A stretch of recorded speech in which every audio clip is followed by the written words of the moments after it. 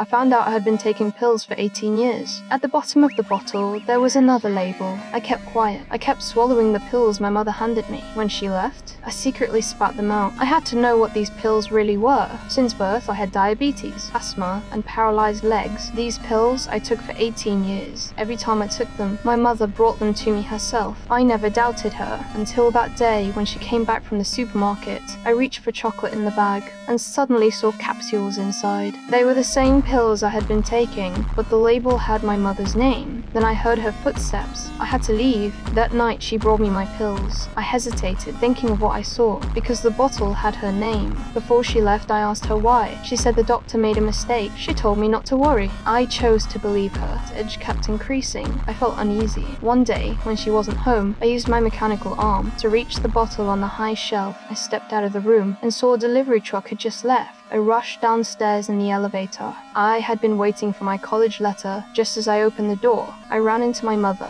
She said there was nothing in the mail. She promised to give me the letter once it arrived. Back in my room, I checked the bottle again. It was indeed her name, and under the label, there was another one. Stop trusting her. Every time I took the pills, I spat them out. I had to find out what they really did. While she slept, I took the elevator to the computer. I tried to look up the ingredients, but there was no internet. She had already discovered this. The next day, I still didn't give up. I saw her watering plants in the yard. I looked at the capsules on the table and decided to call the pharmacy, but her old friend answered the phone. I panicked and hung up. I looked out the window. She was still outside. Tried again. I called a stranger's number. Luckily, someone was willing to help. I told them the name of the pills. They said it was medicine for heart disease, and the capsules should be red, but mine were green. I couldn't understand why my mother gave me the wrong pills. To find out the truth, at dinner, I suggested we go to a movie the next day.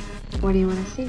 Before leaving, I hid all the pills I hadn't swallowed. I wanted to use this chance to investigate. Soon, we arrived at the theater. Halfway through the movie, I excused myself to the bathroom and slipped away from her. I wheeled myself to the nearest pharmacy, but it was too crowded. I begged people to let me go first. At first, a man refused, but after looking at me, he agreed. I finally stood in front. The clerk asked what I needed. I pulled out the green capsule, asked what it was for. When I heard the answer, I froze. This pill was for livestock. Taking it for a long time would make my legs completely numb. If you gave a human being Lidocaine, I suppose your legs could go numb?